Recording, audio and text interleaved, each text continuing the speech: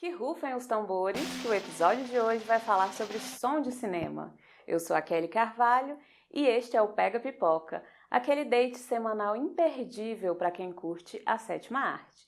Lembrando que este programa só foi possível graças ao apoio da Secult Goiás, através do edital 9 da Lei Paulo Gustavo.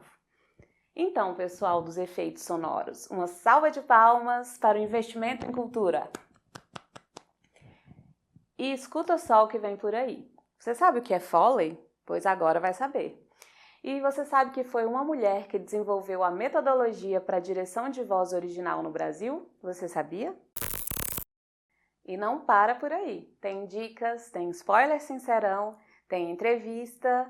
Então, ouvidos atentos que o episódio de hoje já vai começar.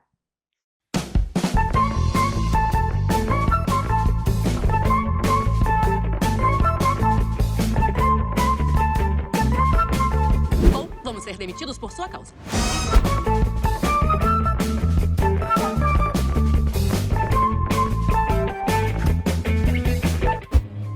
Estoy quedando sorda.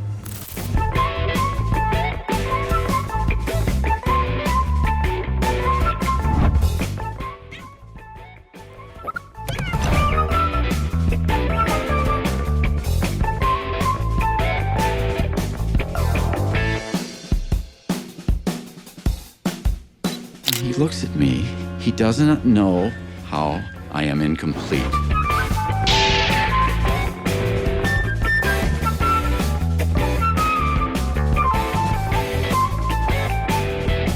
Estão dizendo que somos um grupo de homossexuais. Digam que vocês não são.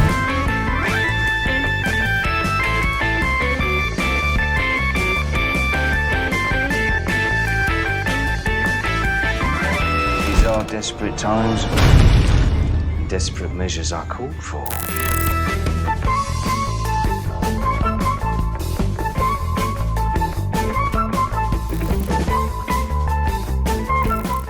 Nem tudo que você escuta em um filme é o que parece. Essa é a arte do Foley, que existe para criar das maneiras mais incríveis os sons dos filmes que a gente ama. É a nossa matéria de capa.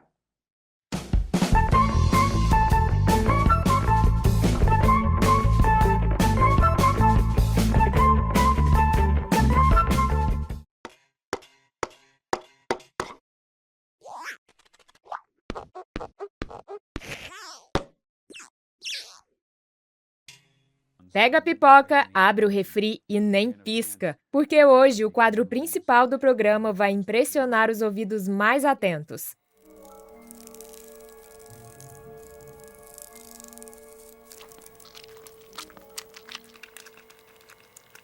Você acha que o som do cinema vem só de explosões reais ou atores gritando? É claro! Que ingenuidade, meu anjo! Achou errado? Se eu te disser que o som daquela faca entrando no peito provavelmente foi um melão sendo destruído por uma mão de frente para um microfone.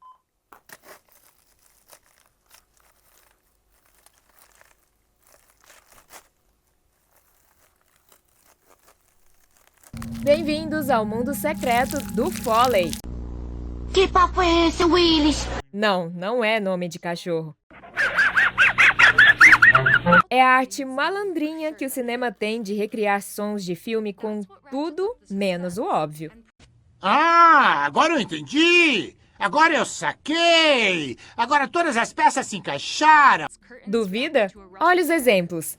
Aquele osso quebrando pode ser um pedaço de aipo sendo esmagado. Ou até um macarrão sendo mastigado. Caminhada de mamute? Que tal trocar por um tronco embalado com um pedaço de couro? E um bater de asas? Depende da quantidade de pássaros. Pode ser um punhado de penas batendo na mão, ou então até uma luva. In rhythm.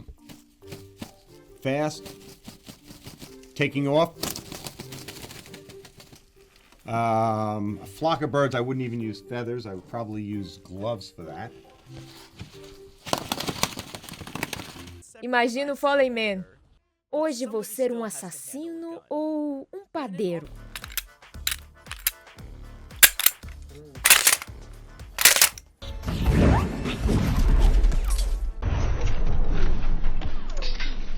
É tudo fake.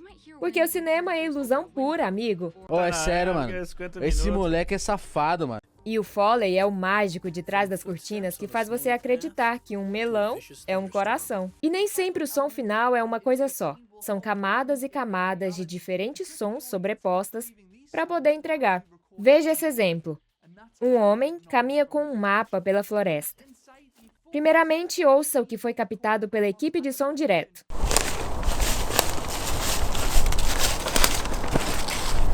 Agora veja o som final, já com a mixagem feita e os foleys adicionados.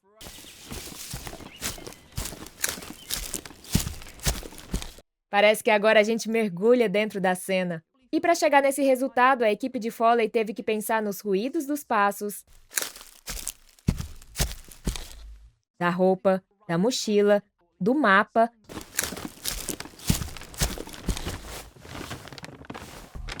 e do ambiente que o cerca. É muita coisa.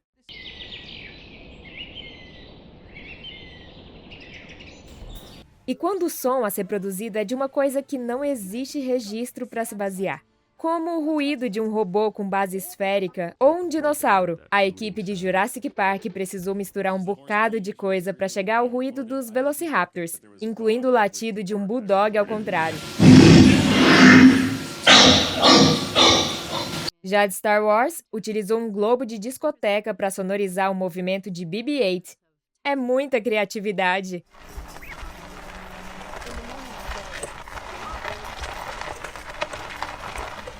No final das contas, o artista de Foley tem que ser um grande observador de tudo que está ao redor dele e que ruídos cada coisa aleatória pode produzir. Duvido que você sabia que era tão detalhista.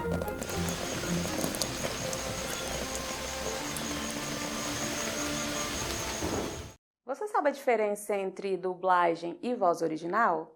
Quando uma animação é criada, ela recebe a voz original no idioma correspondente ao país da produtora que fez a obra. A partir daí, para ser distribuída para outros países, ela, baseado no trabalho de voz original, vai recebendo versões dubladas nos idiomas que ela quer alcançar. No Brasil, Melissa Garcia foi a primeira a desenvolver a metodologia para a criação de voz original. Afinal de contas, lugar de mulher é abrindo horizontes também.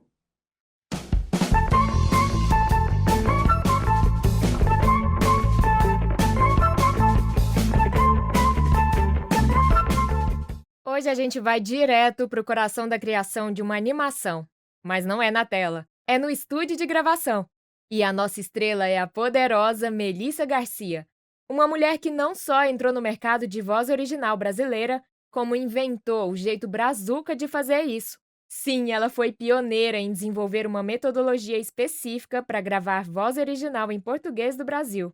Ela tem um molho, galera, da dublagem clássica para a criação do próprio universo. Claro, pode deixar comigo. Melissa começou como dubladora, aquela voz por trás de personagens famosos que a gente nem imagina. Mas ela tinha um sonho maior: criar vozes originais. Encarregue-se de continuar essa história, por favor. Deve ser legal. Dar vida a personagens das animações brasileiras com a mesma maestria que ela empregava enquanto dubladora.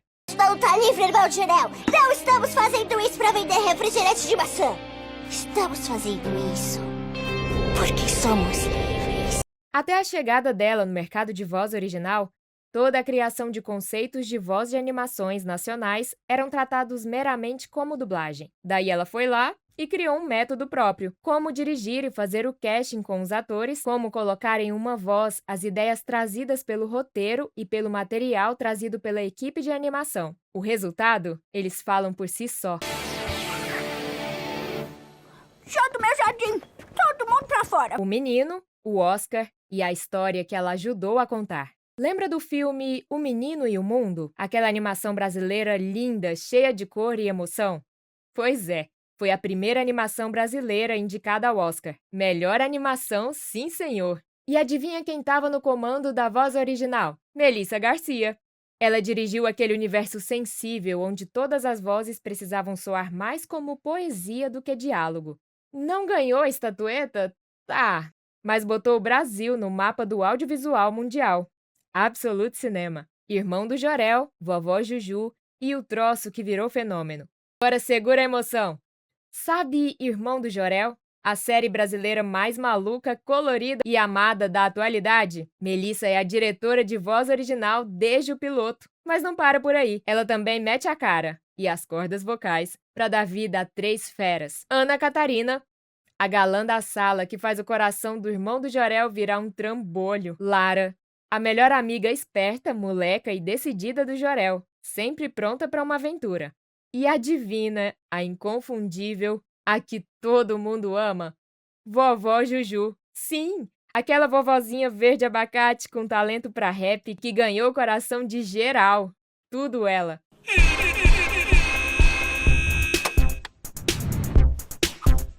Avocado makes me happy 'cause it makes you healthy. Melissa dirige o elenco, cria o clima doido da série e faz bonito bem. Mingau de aveia. Come bem. Prêmios, reconhecimento. Ela tem tudo isso, mas o legado é ainda maior. Além da indicação ao Oscar com O Menino e o Mundo, Melissa coleciona indicações e premiações nestes e em outros trabalhos. Ok, coisa que dinheiro nenhum compra. Mas além disso, o maior prêmio? O de ter pavimentado o caminho. Hoje, graças a ela, artistas de voz original brasileiros têm o reconhecimento do devido trabalho de criação de uma sonoridade para um determinado personagem do zero. E novas diretoras de voz original em português brasileiro estão por aí, mostrando a que vieram. Ela provou que lugar de mulher é criando metodologia, comandando estúdio, dando vida a ícones e fazendo a plateia gargalhar ou chorar. Em português BR. Com muito orgulho. Então, pipoqueiro, da próxima vez que você ouvir a Vovó Juju soltar um bonito bem, lembre-se, tem uma mulher revolucionária por trás disso. Melissa Garcia não esperou espaço. Ela inventou dela.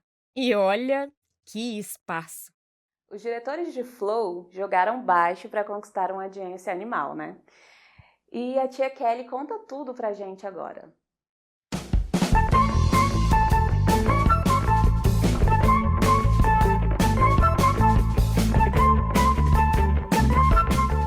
E como o assunto do programa de hoje é som, eu resolvi ser do contra e trazer um longa de animação com um total de 0 falas. Mas sem fala, o filme fica chato. É mentira! Não dá pra dizer que não gosta de quiabo até experimentar, né? É verdade. Quer dizer, às vezes não. E você vai gostar, eu juro, viu?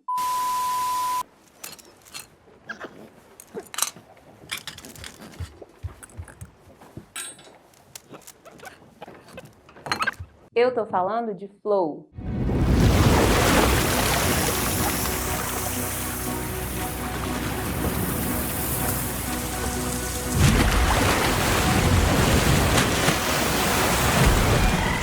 A história de um gatinho muito fofo que, junto com uma capivara, isso mesmo, uma capivara, e seus outros amigos animais tentam escapar de um cenário apocalíptico onde a Terra está sendo inundada.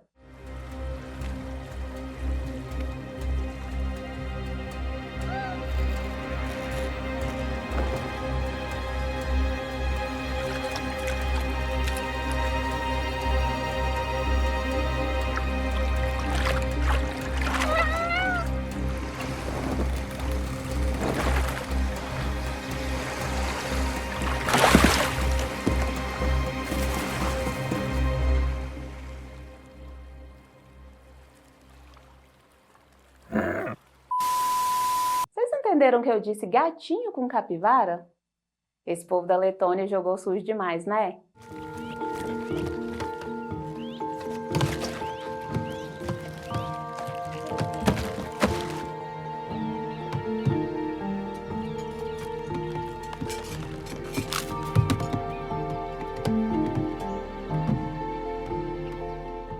Uma curiosidade desse filme é que o diretor de som usou o áudio do próprio gato como voz original. Será que ele pagou em patê?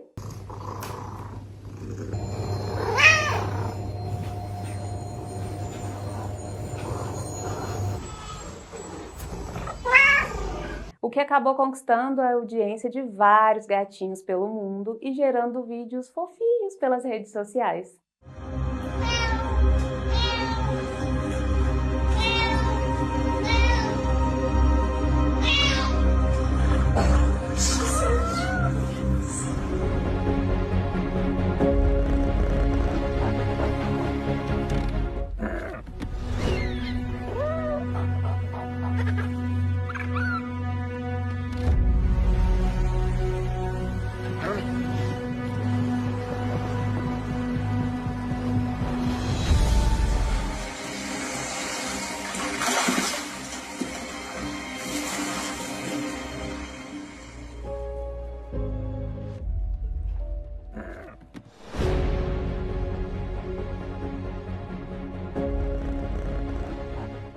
povo da Letônia ficou tão feliz que conseguiu 2 indicações para o Oscar, que fez até a estátua do gatinho em praça pública. Ai, como eu sou felina! Miau! Fica aí a dica para o povo brasileiro fazer uma estátua do Pikachu com a Fernandinha Torres no colo, hein, galera? Bora lá? Véi, eu ainda acho que juntar gatinho preto com capivara foi golpe baixo, hein?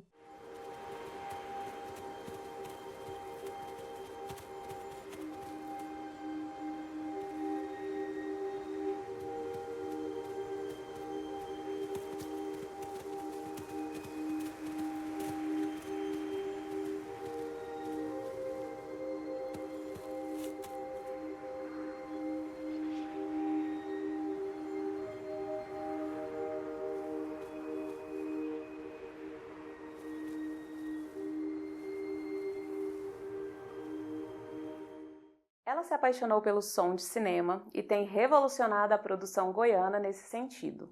Thaís Oliveira conta tudo pra gente numa entrevista exclusiva para o Pega Pipoca.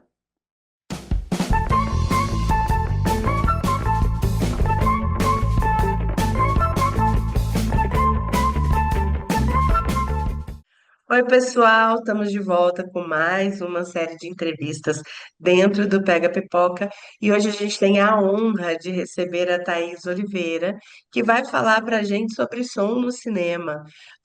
Para além do som do cinema, ela tem um vasto conhecimento em audiovisual, dirige filmes, a gente vai conhecer um pouquinho mais da história da Thaís. É um prazer enorme receber você aqui, Thaís.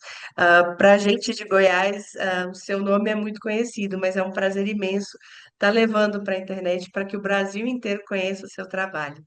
Olá a todos, eu agradeço demais pelo convite, fico muito feliz em estar presente aqui, né, virtualmente, conversando um pouquinho com vocês. Muito obrigada. Thaís, me fala um pouquinho para gente, para quem não te conhece, possa entender quem é você, um pouquinho da sua jornada dentro do cinema. Bom, meu nome é Thaís, né? Eu sou aqui de Goiânia, Goiás. Comecei fazendo audiovisual em 2006. Eu entrei na primeira turma de cinema e audiovisual da Universidade Estadual de Goiás, né? E já ali nesse cenário, dentro da universidade, eu já sabia que queria trabalhar com som, né? O som sempre foi uma paixão.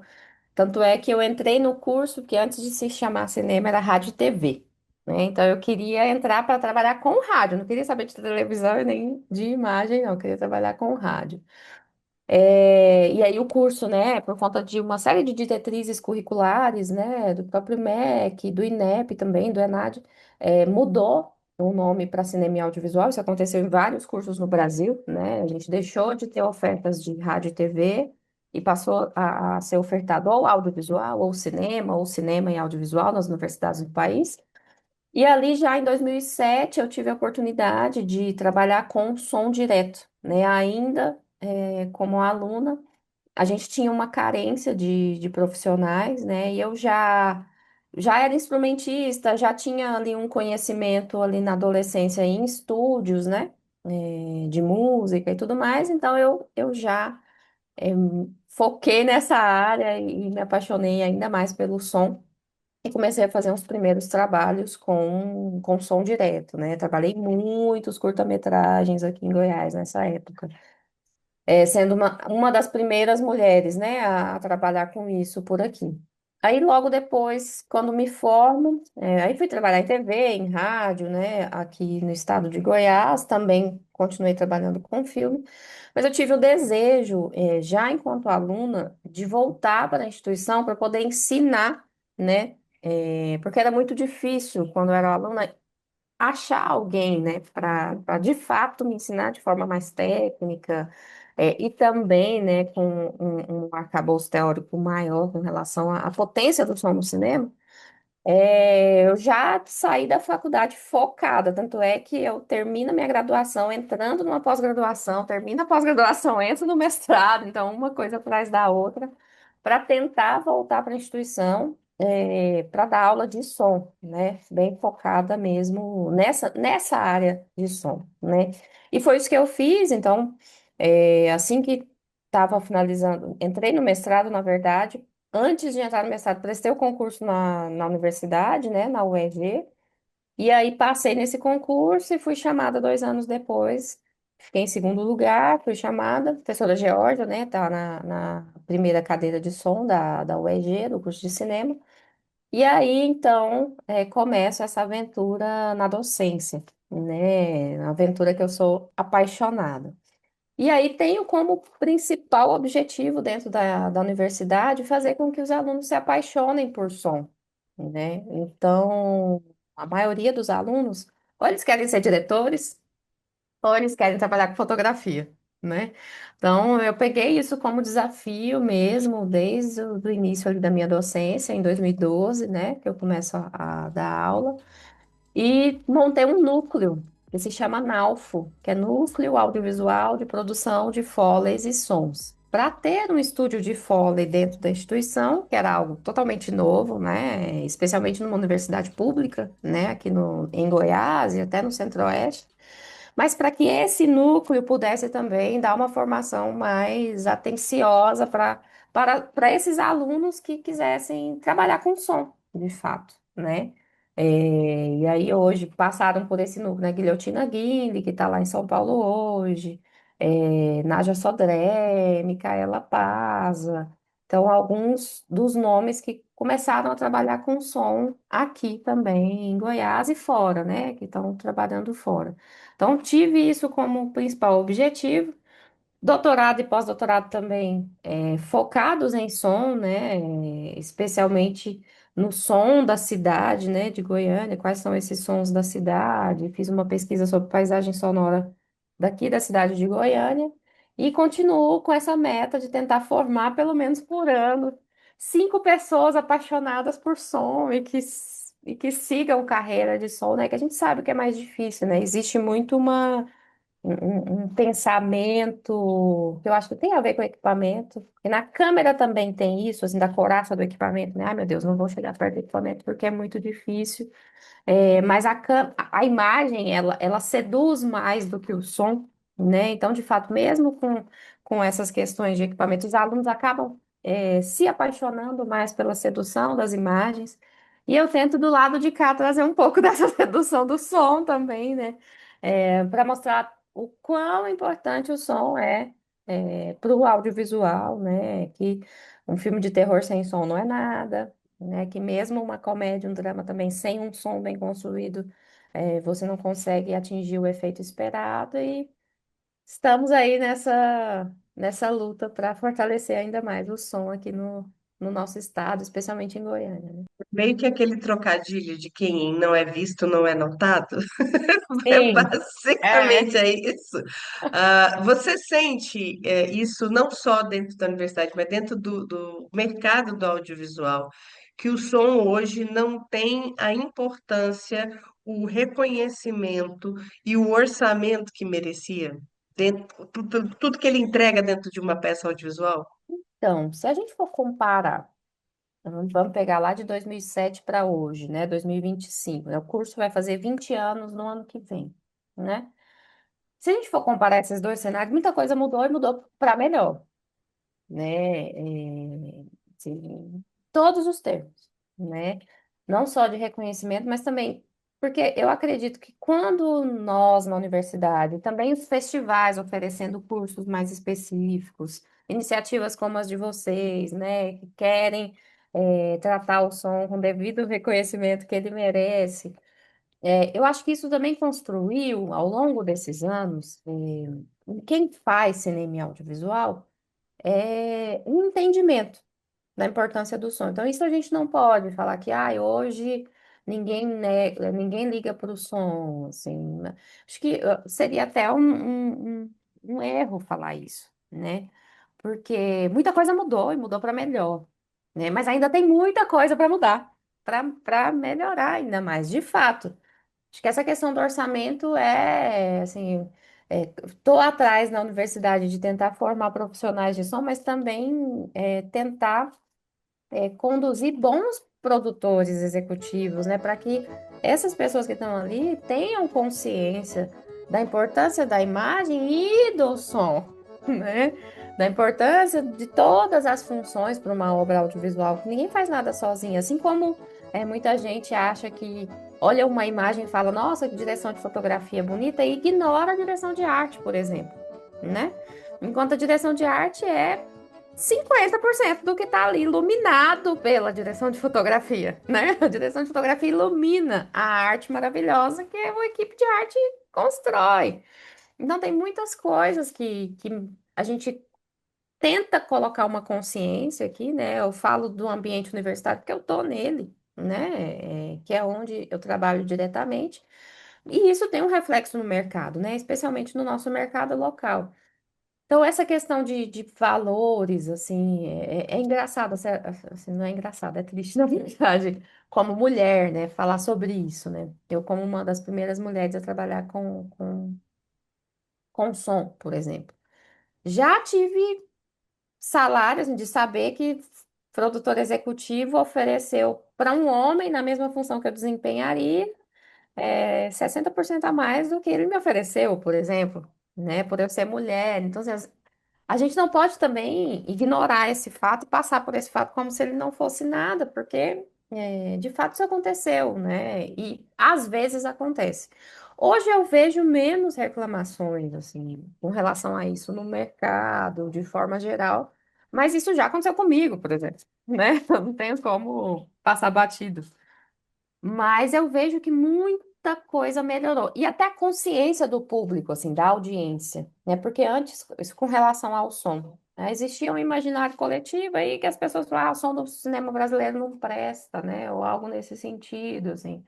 É muito conduzido por uma época em que se dublava muito, né? E olha que a dublagem nossa é a melhor do mundo, na minha opinião, né?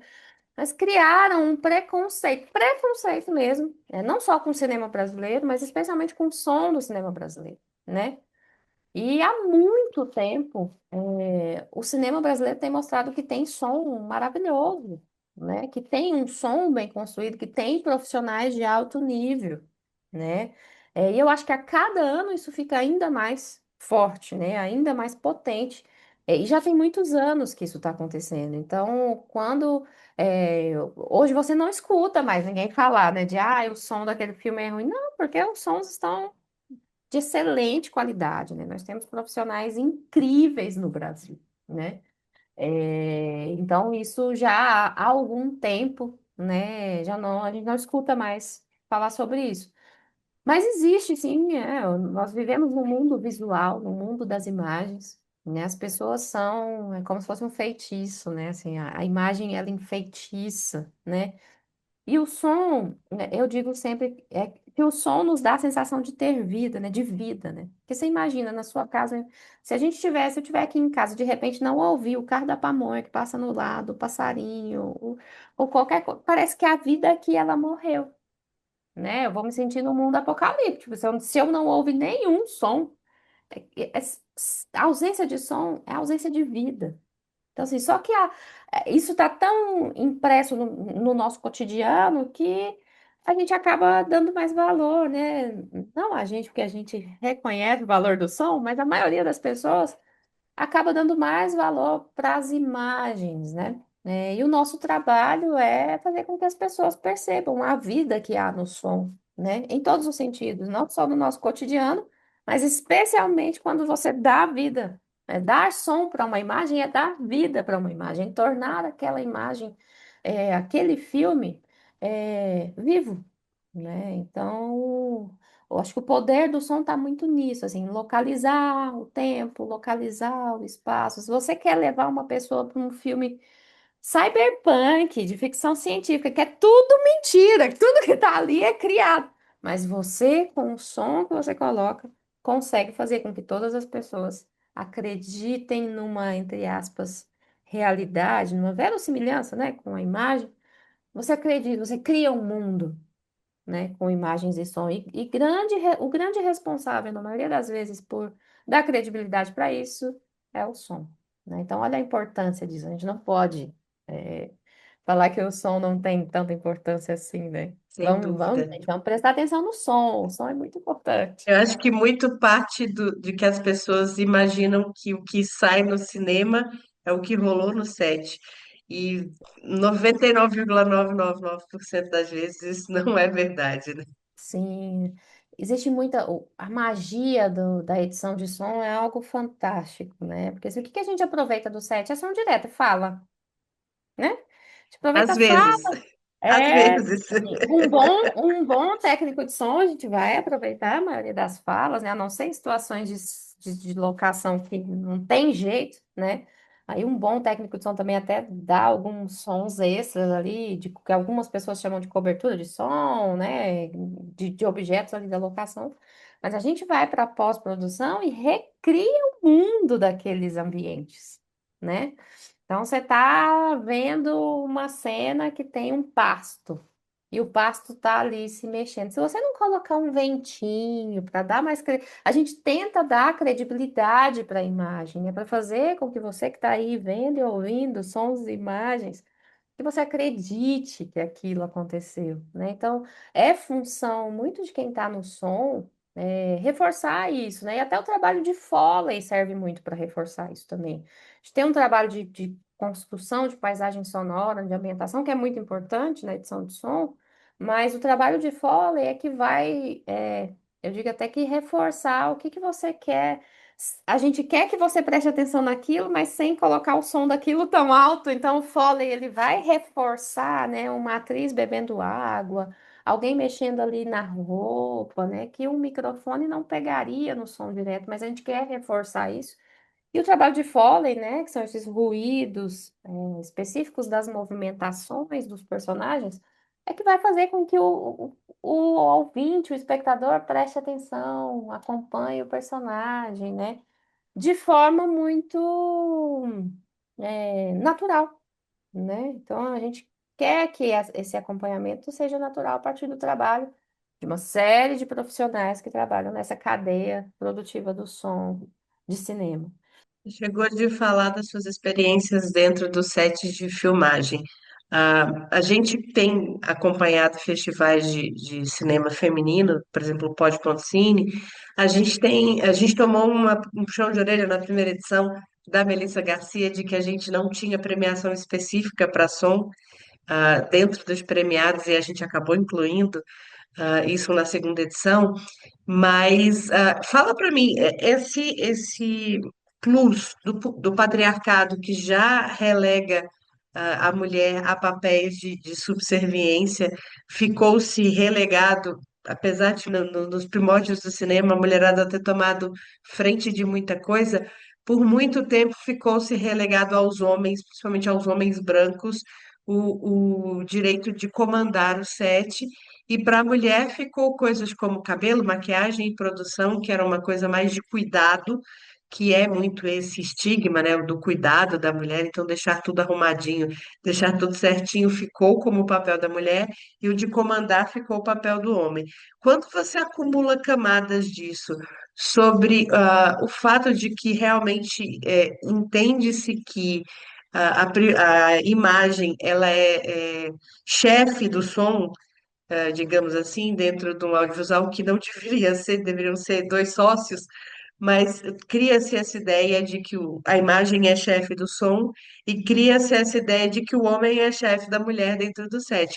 Quando você sobrepõe essas camadas, como é que é ser uma mulher dentro de uma equipe, principalmente dentro de uma equipe cujo diretor não é uma mulher?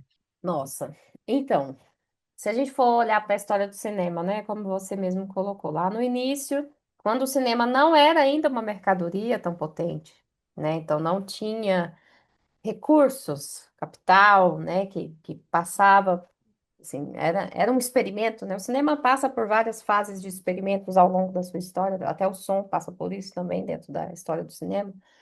As mulheres realmente comandavam, né? A gente tem vários exemplos, de mulheres na direção, no roteiro, até na atuação, tudo mais. Quando isso começa a ser um negócio, hum, aí é que tá a virada de chave, né? As mulheres, elas são retiradas. Inclusive, muitas mulheres acabaram sendo apagadas da história do cinema, né? Não só da história do cinema mundial, mas na história do cinema brasileiro, né? E aí os homens começam, porque tem a ver com poder, né? E a gente está falando de um mundo totalmente. O patriarcado, ele está aí, né? Há muitos anos. né?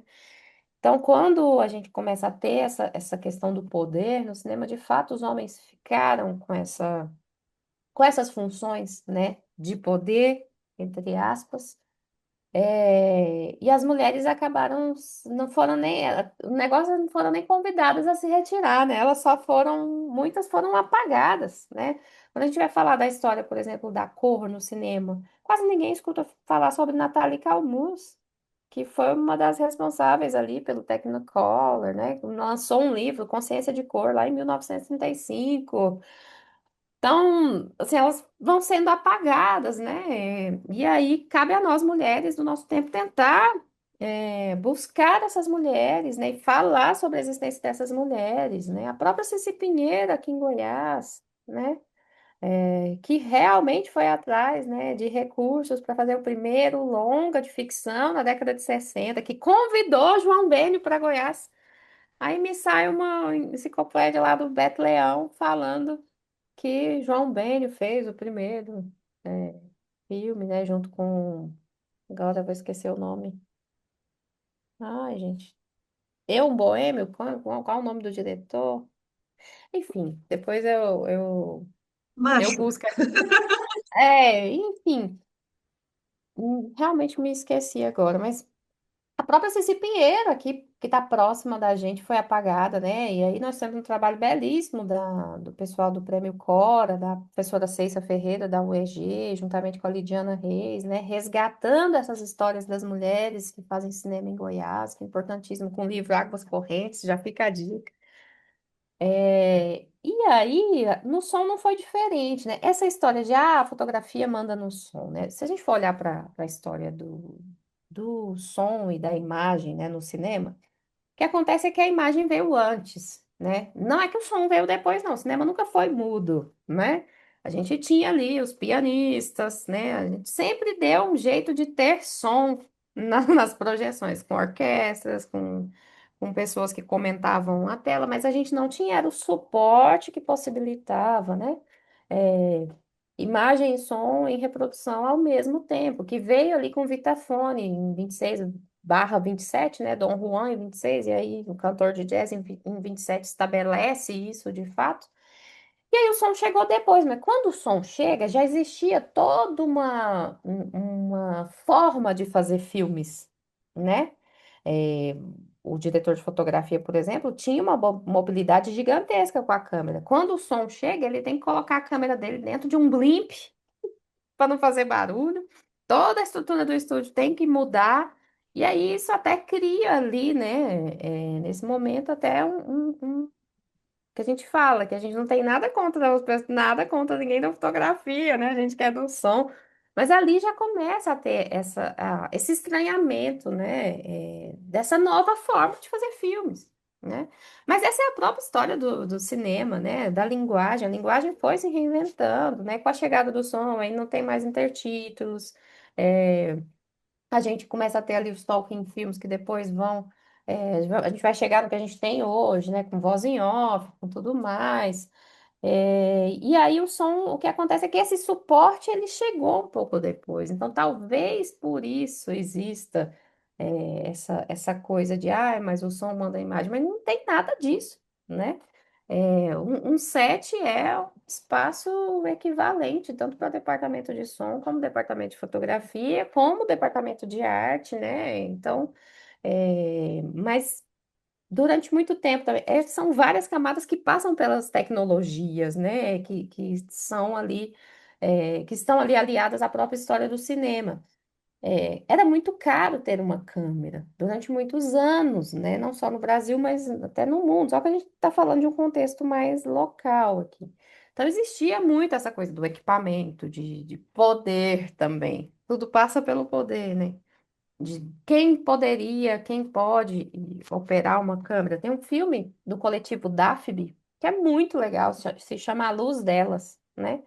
Que traz a história de mulheres na direção de fotografia no Brasil, que conta um pouco disso, assim, de como tinha essa coisa do equipamento, né, que não podia chegar, mulher não daria conta de carregar um equipamento porque era pesado, não tem nada disso, gente. Mulher carrega 2, 3 filhos no braço, ainda pega a sacola do supermercado, enquanto o homem pega só uma sacolinha lá, assim, me ajuda, né? Assim, se a gente for falar de questão de corpo, a mulher tá muito mais preparada até que os homens, pra brincar. E tem uma coisa que a Dani Azul falou no documentário, gente, o que é pesado para o homem é pesado para a mulher também, então é pesado para os dois. Então, se tiver alguma coisa pesada, com certeza, seja homem ou mulher, vai pedir ajuda. Mas agora, carregar a câmera, carregar qualquer. Gente, a mulher é completamente capaz de fazer isso, né? Então, eu acho que passa por todas essas questões. Não sei se cheguei a responder exatamente o que você queria, Aline, mas passa por todas essas questões, né, de tecnologia, mudança de tecnologia, equipamento, e especialmente essa questão da mulher, ela está relacionada com o capital, né? É, nós tiraram da gente a possibilidade desse poder, né, relacionado a dinheiro, a capital, a manter uma família, né?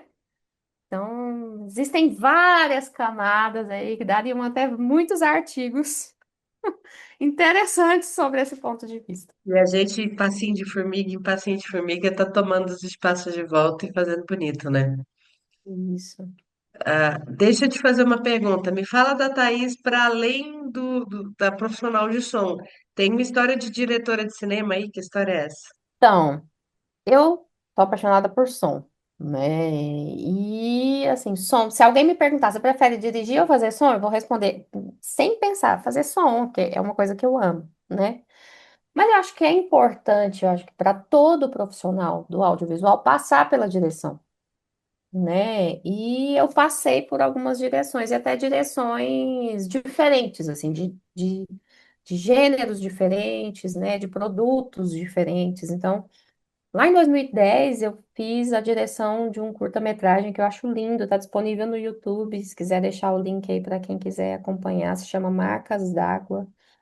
É um filme, um curta-metragem de ficção que vai falar sobre incestos familiares, mas especialmente ali o pai com a filha, né? E que usa uma lenda, que é a lenda do boto, né? Cor-de-rosa, como pano de fundo para isso, né? Eu quis experimentar a direção naquele momento, muito também, eu e o Jarléu, meu companheiro de som durante muitos anos, colega também de faculdade, a gente anotava o que não fazer nos sets. A gente brinca que a gente tinha um caderninho, assim, como eu quero que meu set. Eu acho que esse set do Marcas d'Água foi muito para tentar colocar isso em prática, assim, olha, coisas que eu achava que poderiam funcionar e que funcionaram, assim, especialmente com relação ao tratamento de equipe, né? Como todos da equipe devem ser bem tratados, né? Que, que eu acreditava e acredito muito nisso. Depois do Marcas d'Água, eu fui dirigir em 2014 um documentário sobre um radialista aqui de Goiás, chamado Jason Abrão, que tem um programa há mais de 40 anos na Rádio Brasil Central AM, né? Eu passei por lá operando mesa de som e conheci o trabalho dele e quis fazer um documentário para registrar, né, esse trabalho. Ele recebia ligações do mundo inteiro, assim, em pleno 2014, recebendo ligações da fazenda, do pessoal tirando leite. Então, assim, para mostrar a força do rádio ainda nessa era tão tecnológica.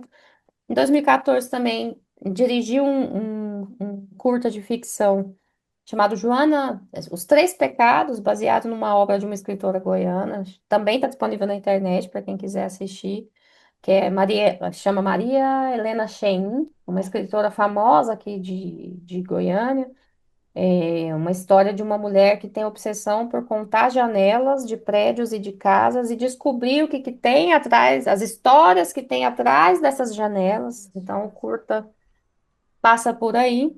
Em 2020, aí dirigi minha primeira animação. Foi também uma experiência, sempre passando por diferentes experiências. Um filme que se chama O Sinistro Caso dos Irmãos Gêmeos, que conta a história de dois irmãos que na rodovia se sujavam de sangue e aí acabavam causando acidentes, né, nessas rodovias, nessa rodovia em específico aqui em Goiás. Eu tentei fazer ele em ficção, mas não deu certo, porque a polícia cobrou muito caro e a animação foi uma saída que a gente encontrou. e gostei muito de animar.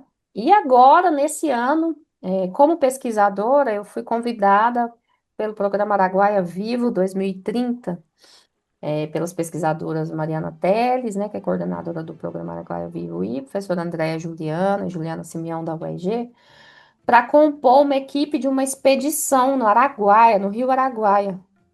Então a gente ficou ali num barco hotel. O rio percorreu mais de 3.500 quilômetros ao longo do Rio Araguaia. E aí a gente filmou ali, né, fez um documentário sobre esses cientistas que estudam a biodiversidade, né, aqui no Rio Araguaia, para tentar contribuir um pouco, né, e ampliar, né, os estudos realizados no programa Araguaia Vivo. E vai ser lançado, inclusive, no FIC esse ano, dia 14 de junho, às 14 horas, lá no Teatro São Joaquim. E também uma animação, A Lenda da Serra das Areias, que mistura folclore e preservação do meio ambiente, em que uma menininha tá ali na Lenda da Serra das Areias, tá ali na Serra das Areias, que é aqui em Aparecida de Goiânia, e vai encontrando seres mágicos do folclore, que vão falando sobre a importância da conscientização do meio ambiente.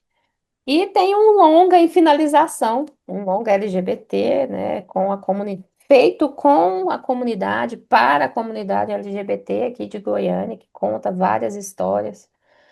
Dessa comunidade, ser LGBT em Goiás não é fácil, né? Assim, a gente está falando de um estado bem conservador, né?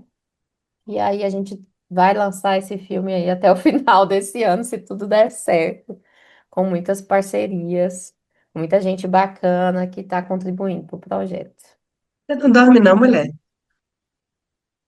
A gente gosta muito de trabalhar, né? Você também sabe, você sabe do que eu estou falando. Acho que eu falo muito isso, eu disse muito isso quando eu entrei na coordenação do curso, porque o audiovisual, ele me atravessa. E me atravessa de uma forma muito bonita, assim, muito...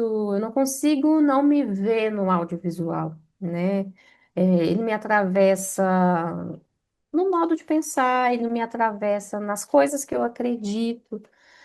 Então, eu digo que o meu sangue, eu respiro audiovisual. Então, a gente é feliz, né? Trabalha assim, feliz.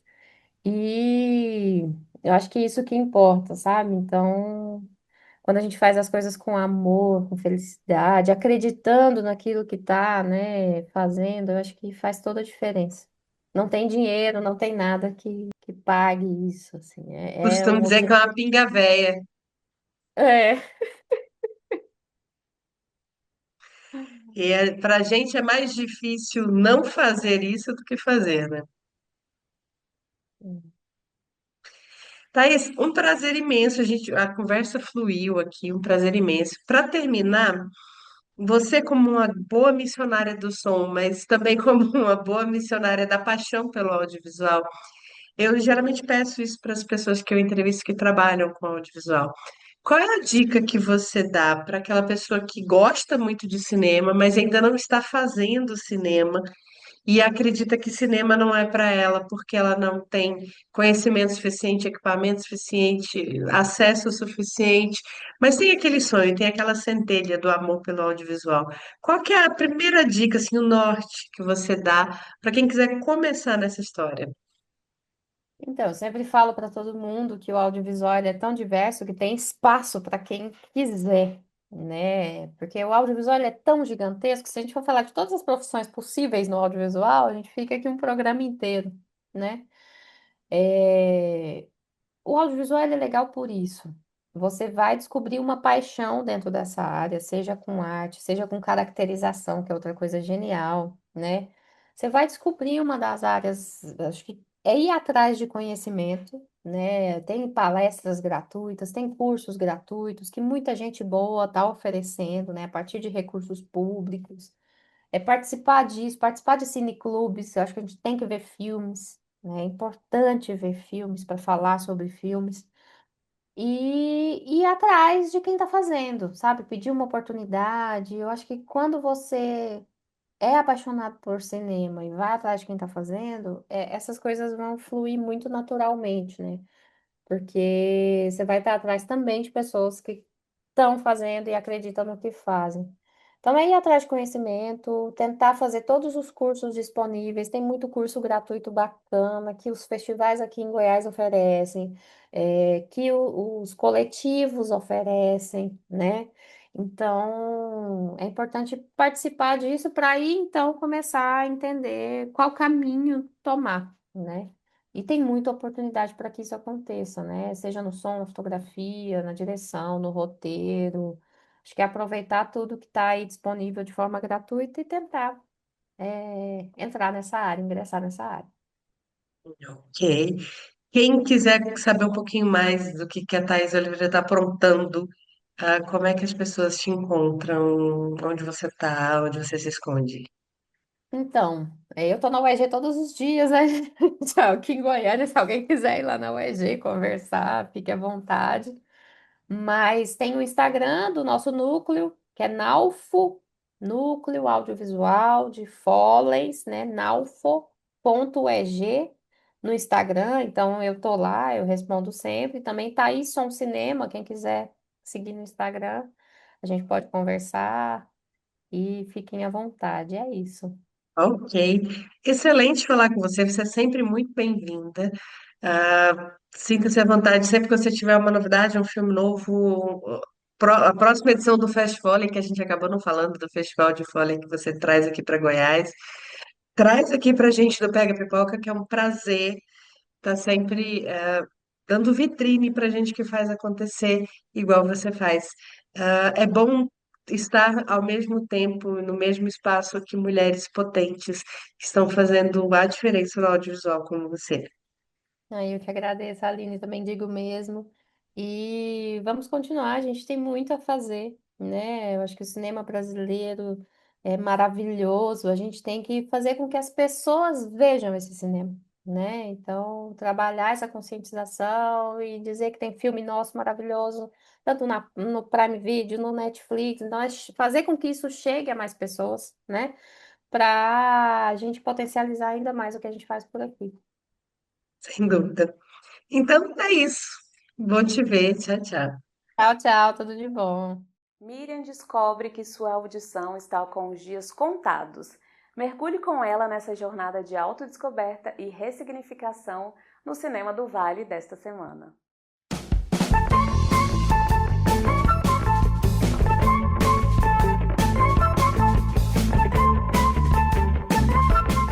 Olha só, pipoqueiro! Tá preparado para um filme que vai te arrancar suspiros, lágrimas e uns 3... Ai, meu coração, no meio do sofá? A dica dessa semana é Todo o Silêncio, um drama sáfico tão delicado e potente que vai ecoar na sua cabeça por dias.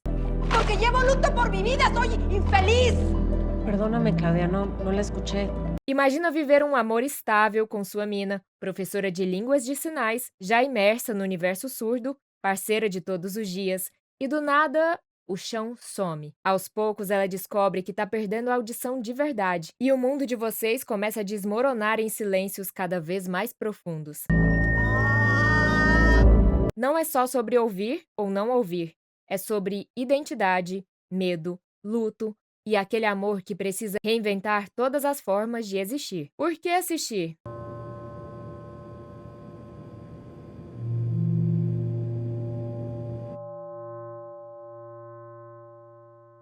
Além de porque é lindo pra caralho, representatividade que respeita. O filme não só traz um casal sáfico incrível, como mergulha de cabeça na cultura surda. As situações cotidianas são mostradas com crueza e doçura. Você acha normal que a gente só pode ir ao cinema assistir filmes com legendas? Você acha normal que sempre que o interfone toca, as luzes piscam? Você acha normal um jantar sem música? Que eu tenha que ir ao teatro sozinha? Você acha normal ter que olhar o meu rosto para entender o que eu falo? Que eu precise olhar nos seus olhos para dizer que eu te amo? Duas protagonistas pesadas. Uma delas é a atriz mexicana Ludvica Paleta, sim, a Ana de Mãe Só Tem Duas, que novamente está arrasando no papel. Silêncio que grita. A direção usa o som e a falta dele como personagem.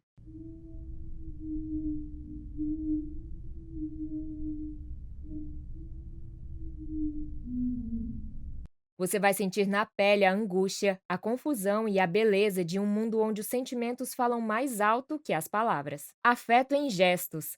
Os momentos mais tocantes são aqueles em que um toque, um olhar ou um sinal em libras valem mais que discursos. É amor que se constrói nas entrelinhas e nas mãos. Para quem é? Para quem amou o ritmo do coração, mas agora quer com um tempero sáfico, quem já chorou com A Forma da Água e topa um romance ainda mais humano, e por fim, todo mundo que acredita que amor é sobre se adaptar, não sobre perfeição. Você é essa pessoa? Então receba esse selo de aprovado pelo Cinema do Vale e vá curtir essa obra-prima que está disponível no Prime Video. O Oscar e o mundo se encantou por essa história de amor entre um monstro marinho e uma garota pra lá de especial. Aquele spoiler do jeitinho que a gente gosta dessa obra-prima de Guillermo del Toro.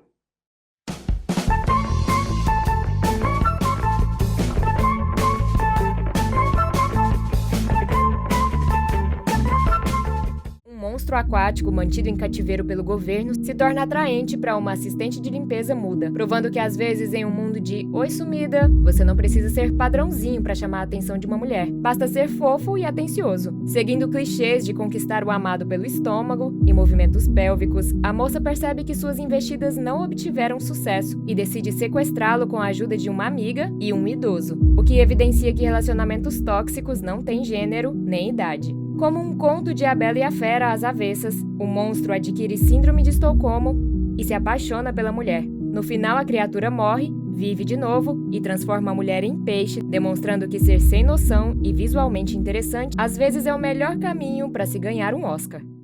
O som ambiente de um filme pode ser uma ferramenta potente de significados na mão de um bom diretor. Esta é a análise da nossa crítica de cinema, Aline Willick.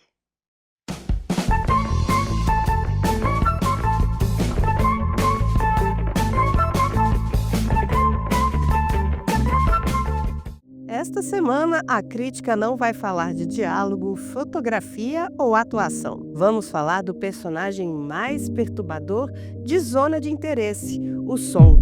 Sim, o Oscar de melhor desenho de som não veio à toa. Enquanto o casal protagonista vive um paraíso doméstico cercado por muros, os ruídos do campo de concentração vizinho invadem a tela com um roteiro paralelo. Tiros abafados, motores de caminhão, gritos distantes, sirene, tudo ecoa como um fantasma sônico que não pede licença. É o som dizendo: "Olá, eu sou a realidade. Mesmo que você finja não me ouvir, eu estou aqui." A genialidade está no sarcasmo cruel. Dentro da casa, discutem-se flores, jantares e promoções no trabalho, enquanto o horror escala os muros através de camadas sonoras.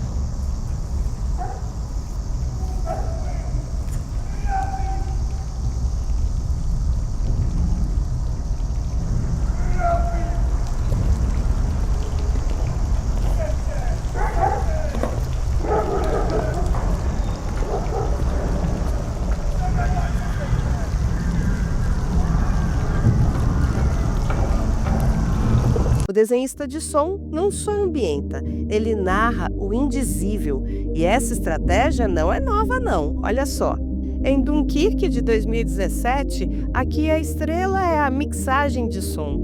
Há uma cena no filme onde é possível identificar claramente sons de subsequentes explosões que começam lá ao fundo e, conforme elas vão se aproximando da nossa subjetividade, o som cresce, culminando numa última explosão que deixa tanto o personagem quanto a plateia surda por alguns instantes. Este incômodo que muitos sentiram foi totalmente proposital.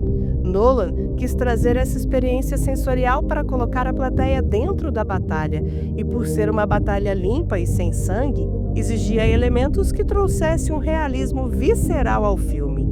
Isso sem falar no tic-tac do relógio, imerso como um intruso em cena, entrelaçando com a trilha de Hans Zimmer. Ele cria um coração palpitante que acelera a trama, transformando minutos em segundos e angústia em som.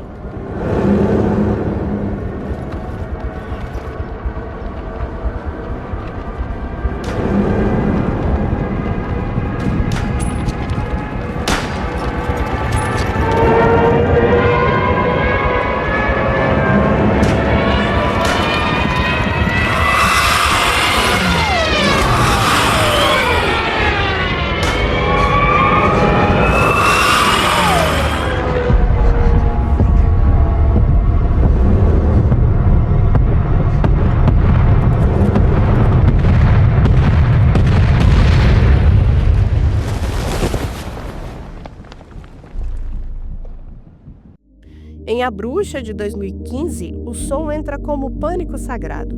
Os gemidos da cabra Black Phillip, o farfalhar demoníaco do milharal e os sussurros das florestas são a voz do mal. O desenho sonoriza o medo puritano. Sem monstros visíveis, o som constrói a bruxa na sua mente. O sound designer Craig Henian tece uma tapeçaria de ruídos orgânicos distorcidos, ventos que sussurram palavras, animais com vozes humanizadas. O silêncio abrupto e os estampidos repentinos criam uma ansiedade tátil, como se o próprio ar estivesse contaminado pelo sobrenatural. Você não ouve o terror, você sente na pele.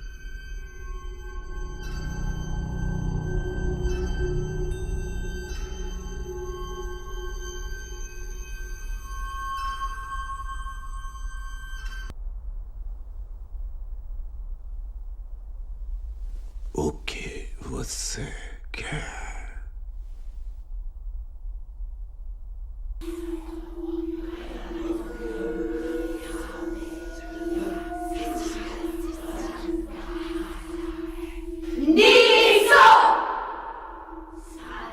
Em Um Lugar Silencioso, de 2018, o silêncio é sangue. A ausência de som é igual à sobrevivência. Aqui o som dita as regras do mundo. Um passo em falso, um grito ou um prato quebrado é igual à morte. A trilha sonora minimalista e os efeitos de respiração são suspense em estado bruto. Destaque para a genialidade do Foley. Até o som de unhas arranhando madeira vira jumpscare. O filme prova: o que você não ouve é tão mortal quanto o que você ouve.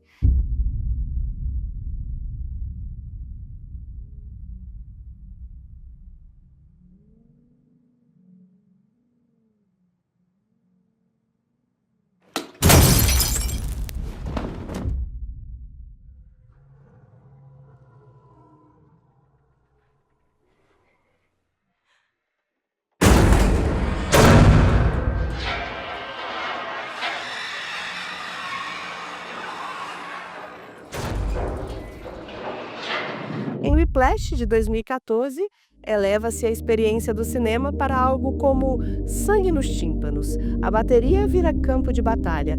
As baquetas de Andrew, Millie Steller, são metralhadoras. O suor pingando no prato, o estalar de dedos do maestro J.K. Simmons, o rush da bateria, o som é a obsessão transformada em ritmo. Trilha como tortura. Os estacatos frenéticos não acompanham a cena, eles a comandam. Você não assiste, sofre o jazz.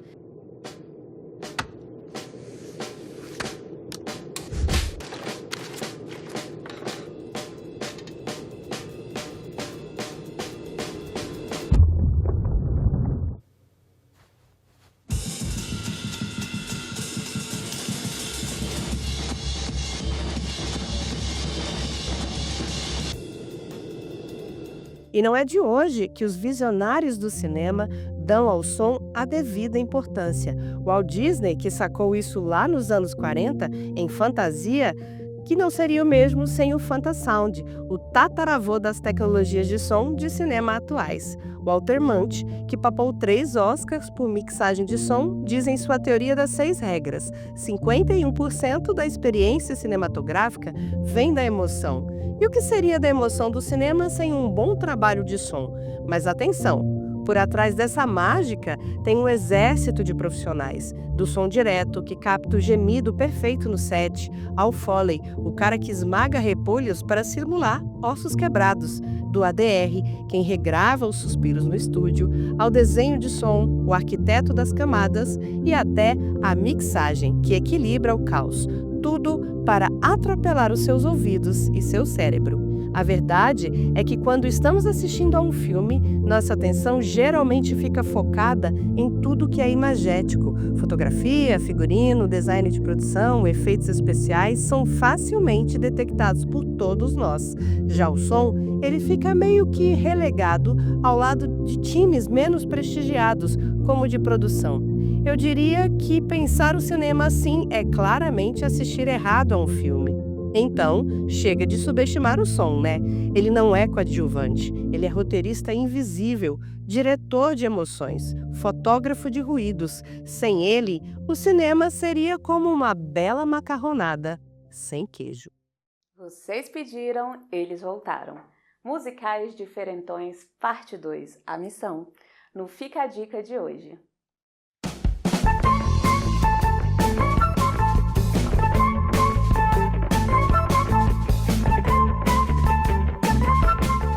Você pediu e a gente voltou. Musicais Diferentes, parte 2, A Missão.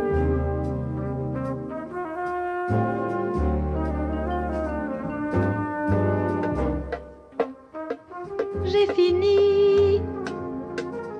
C'est très beau, tu trouves?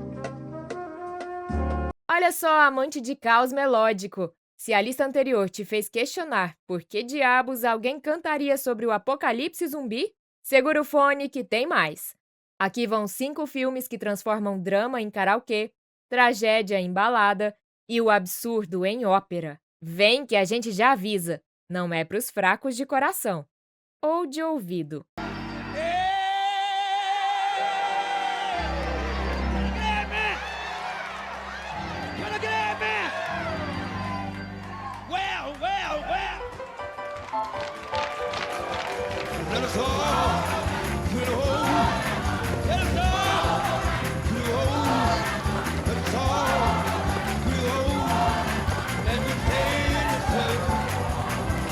The Blues Brothers, 1980. Missão de Deus, mais destruição em massa, mais soul music. 2 irmãos, supostamente em missão divina e com óculos escuros 24 horas, decidem salvar um orfanato, formando uma banda, destruindo um shopping e fugindo da polícia, da máfia e de uma ex-noiva armada até os dentes. Tem carro pulando em pontes, James Brown de padre e Aretha Franklin mandando um think que arrepia até o capeta. Respeitosamente caótico. Pretty women, yes.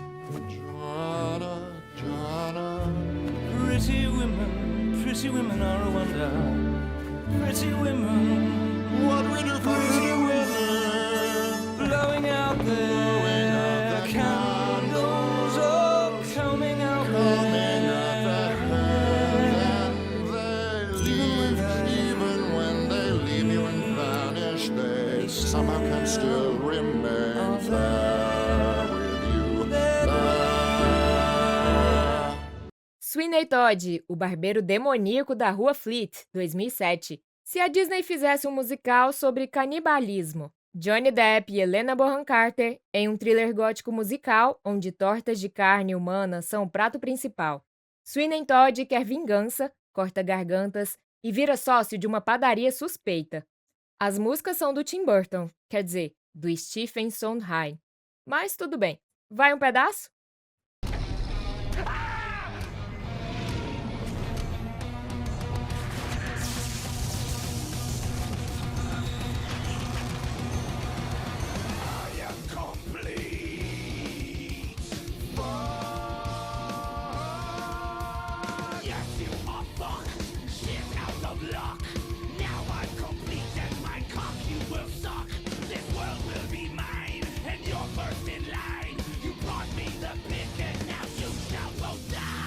Tenacious D, a maior banda do mundo, 2006.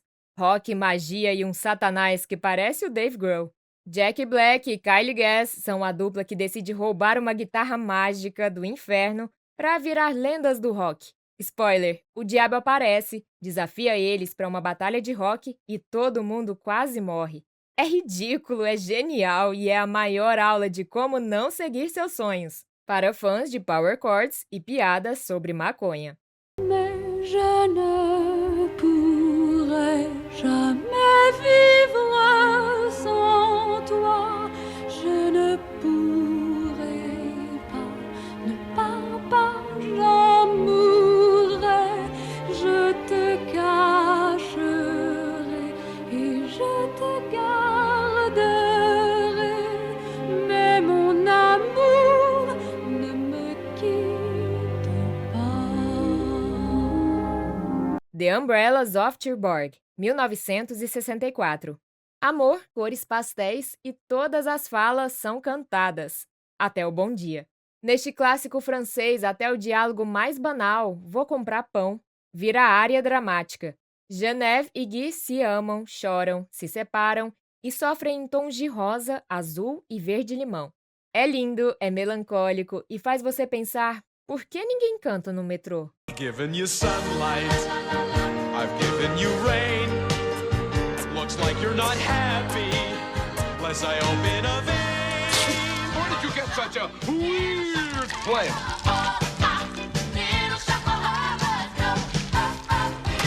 A girl. You don't make a nice voice when you live on Skid Row, Mr. Mushnick. Seymour, this is my date, my boyfriend. A florist. I'm telling you, Audrey, he's not a good, clean kind of boy. Little Shop of Horrors, 1986. O amor é lindo, até sua planta falante pedir sangue. Seymour é um nerd de floricultura que descobre uma plantinha fofa que só cresce com sangue humano. Romance, traição e um final tão sombrio que até a versão da Disney tremeria. Sim, originalmente era pra todo mundo morrer, com direito a Rick Moranis cantando Soul, que é parte Venus Flytrap, parte Tony Robbins do mal. Não regue essa ideia. Deu fome de mais caos musical? Essa turma prova que música serve pra tudo. Invocar demônios, cozinhar carne de rival, salvar orfanatos ou só chorar em francês. Se você ainda acha que musical é previsível, experimenta explicar a trama de Tenacious D sem rir. Agora pega o controle e deixa a vergonha de lado. A vida é muito curta para não cantarolar sobre zumbis ou ódio vingativo. Não só de filme americano vive o cinema de biografias musicais. Tem no Brasil muito filme bom de artistas maravilhosos desse nosso território tupiniquim.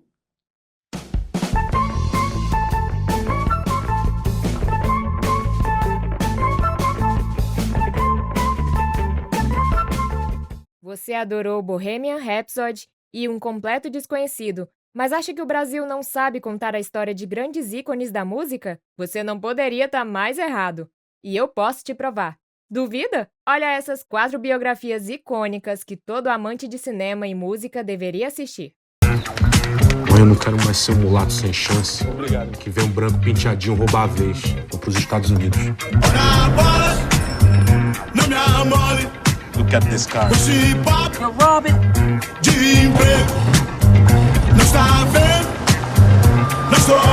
Hands where I can see them. Tim Maia, de 2014. O mito que fez a alma brasileira suar. Começa no Rio, com um jovem Tim entregando marmitas para sobreviver. Mostra sua fase nos Estados Unidos. Aprendeu inglês, roubou, usou drogas, foi preso e deportado. A cena dos The Sputniks com Roberto Carlos é ouro puro. E a carreira solo? Genial, conturbada e autodestrutiva. Até a morte prematura aos 55. Por que ver? Pela trilha sonora, que é um tapa na alma, e pela coragem do roteiro em mostrar o mito sem glamour, e por não uma, mas 2 interpretações espetaculares de Tim Maia, com Robson Nunes e Babu Santana. Procura-se cantora para a gravação do disco da peça Pobre Menina Rica. Teste com Vinícius de Moraes e Tom Jobim. Quando eu saí, eu escutei um falando pro outro que eu pareço uma cantora de churrascaria. Este lugar não é pra gente, minha filha. Elis, de 2016. A voz que parou o Brasil em 1982. Começa em Porto Alegre, com Elis saindo de casa aos 18 anos para conquistar o Rio. Mostra a ascensão meteórica, os sucessos internacionais e o peso da fama. A vida pessoal? Casamentos fracassados, solidão e vício. O fim? Overdose de cocaína e álcool em 1982, aos 36 anos. Por que ver? Pela atuação arrebatadora da Andréia Horta. Elis vive e pelo retrato cru de como a indústria fonográfica devora seus ídolos.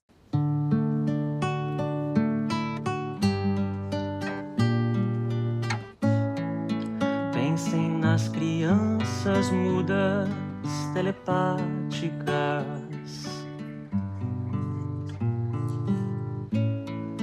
Pensem nas meninas cegas, inexatas.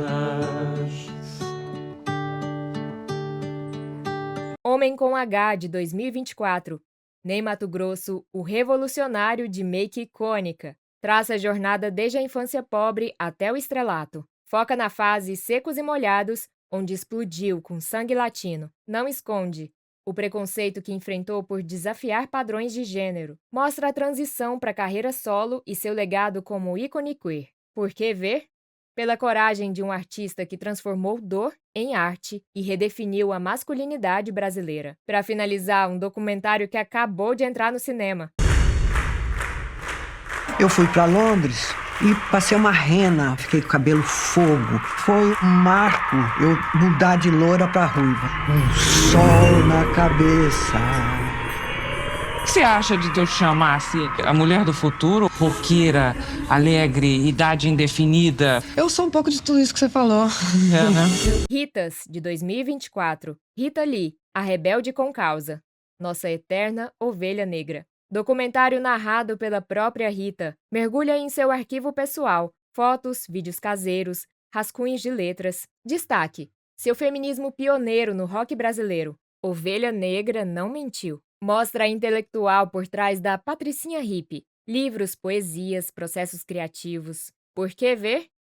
Porque é a Rita contando Rita. Sem filtros, com carisma e aquele dedo do meio poético que só ela tinha. E porque traz muita coisa inédita da artista, para tapar aquele buraco imenso que ela deixou no nosso peito quando se foi. Finalmente, pipoqueiro, se você acha que biografia musical boa só vem de Hollywood, esses 4 filmes vão te fazer pagar a língua. Eles provam que o Brasil não só conta suas histórias, como as conta com verdade, suor e alma. Para de ser chato, vai, coloca na lista. Tim, Elis, Ney e Rita merecem sua audiência e seu amor eterno. O desenho de som de um filme é tão importante quanto a escolha de locações para a construção da experiência de quem assiste um filme, no quesito ambientação do clima da cena. Um pega pela visão, o outro pela audição. Conheça essa nova série que está encantando crítica e público e que tem um desenho de som de tirar o fôlego.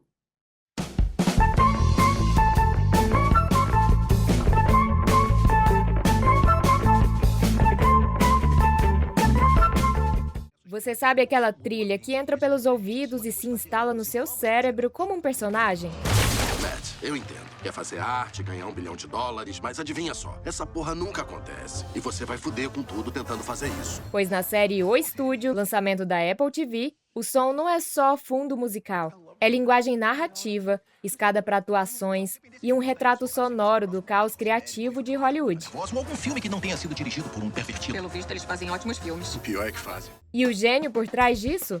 O mexicano Antônio Sanches. O mesmo que fez os tambores falarem em Birdman. O instrumento secreto. Como a trilha constrói o mundo. Diegese inteligente. As batidas de percussão jazzísticas não acompanham as cenas, reagem a elas. Quando Seth Rogen, Matt, entra em pânico corporativo, os pratos aceleram como seu coração. Nas reuniões absurdas, a bateria zomba do silêncio constrangedor. Fuck you, you fucking bone crack! Fuck you! You wanna talk to me? You don't get fucking Patty! Patty's got a brain! You got nothing! I don't even know why you're in this room! You don't look at me! Som como contraponto. Enquanto a trama mostra o glamour decadente de festas e premiações, a trilha expõe a fragilidade por trás, com acordes dissonantes que ecoam desespero criativo. Let me get this straight. You bought my movie just to kill it? I did. He did.